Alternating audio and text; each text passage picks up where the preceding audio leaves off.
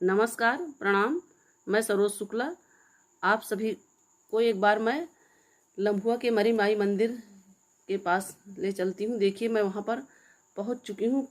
4-5 साल पहले ही एक बार मैं धोपाप गई थी, तो वहीं से मेरा प्लान था जाने के लिए, लेकिन 5 साल के बाद भी मैं नहीं पहुँच पा रही थी। अचानक ही उधर का मेरा प्लान बना। एक मेरे रिश्तेदार है, मेरी जिठानी रहती है, उनसे मिलने के लिए जब मैं निकली तो मरी माता धाम में दर्शन करने का मेरा पूरा विचार बन गया और सबसे पहला काम मैं वहीं पर दर्शन करने के लिए पहुंच चुकी हूँ।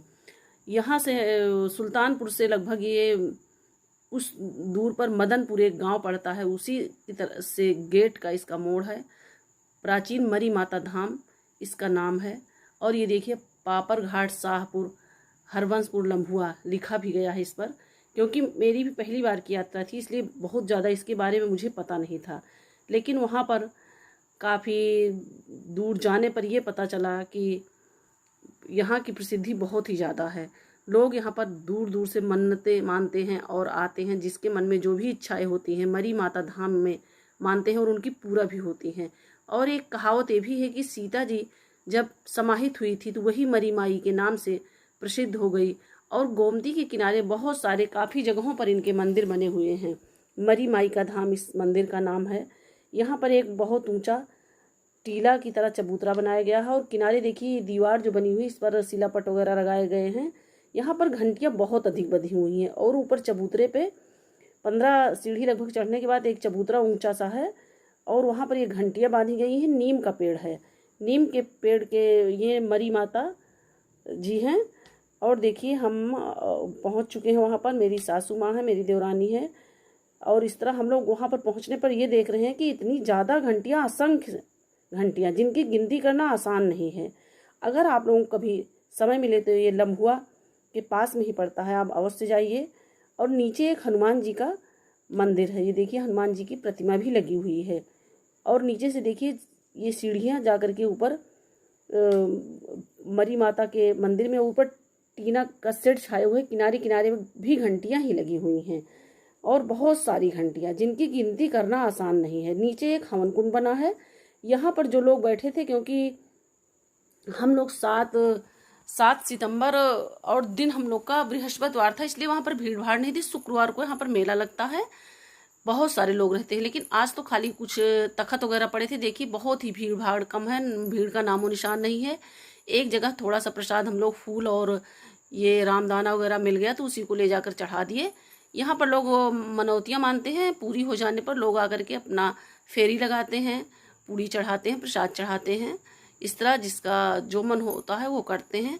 लेकिन यहाँ पे जो पंडित जी हैं उन्होंने बताया कि नए लखनऊ के यहाँ पे निर्माण हो रहा था और उसमें भी मरी माता ने, ये पंडित जी जो सामने बैठे हुए हैं इन्होंने ही बताया कि निर्माण कार्य जो है वो चलने नहीं पाया, क्योंकि देवी माँ मरी माई को पसंद नहीं था कि यहाँ पे न्यू लखनऊ का निर्माण हो। और जो पुराने ज़माने में ईंटें चलती थी, लखौरी ईंटें, इस मंदिर से कुछ दूरी के बाद एक मकान बना हुआ, उसके पीछे एक दीवार है, इसने बताया। लेकिन हमें मौका नहीं मिला कि वहाँ तक मैं जा करके आप लोगों को दिखा सकती।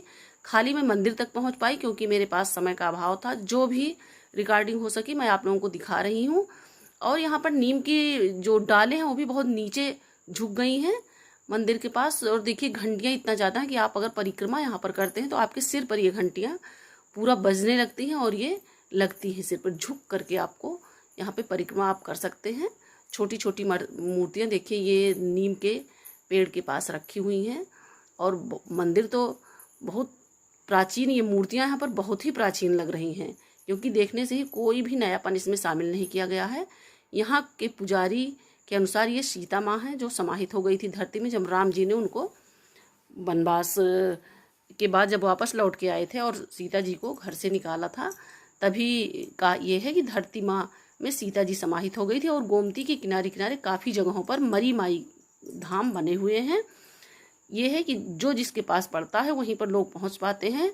काफ़ी इंतज़ार के बाद हम लोग भी मरी माई के धाम में दर्शन के लिए पहुंच चुके और दर्शन करने पर बहुत अच्छा लगा। आसपास बहुत सारे खेत खलिहान हैं, आबादी बहुत कम है, लेकिन एक गांव के बाद ये लगभग पड़ता है। मदनपुर गांव के पास से आप सुल्तानपुर से सीधे निकलिए तो मदनपुर गांव का मोड़ पड़ता है, गेट लगा हुआ है बाहर से, उसी से हम लोग गए और रास्ता भी बहुत ही हरा भरा था। इस तरह मंदिर में हम लोग पहुंचे, बहुत अच्छा लगा। मरी माई जो है सभी की मनोकामना पूर्ण करती हैं। जो लोग यहाँ पर हैं वो बताते हैं, और लग भी रहा था, क्योंकि इतनी घंटियाँ कोई ऐसे ही नहीं बांधेगा। जब कोई इच्छा या मनोकामना किसी की पूरा होती है तभी लोग घंटियों को बांधते हैं, चुनरी चढ़ाते हैं या खाने पीने का प्रोग्राम करते हैं।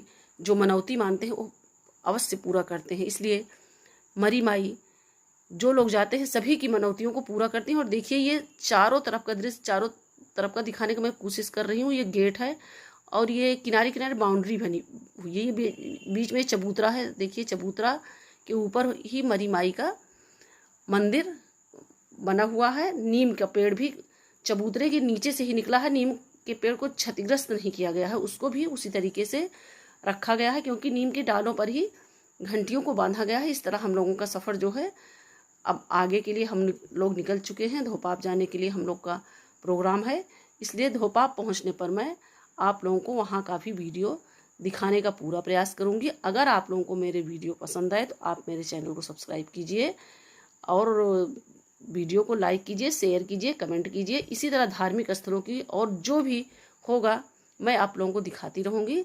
धन्यवाद दोस्तों।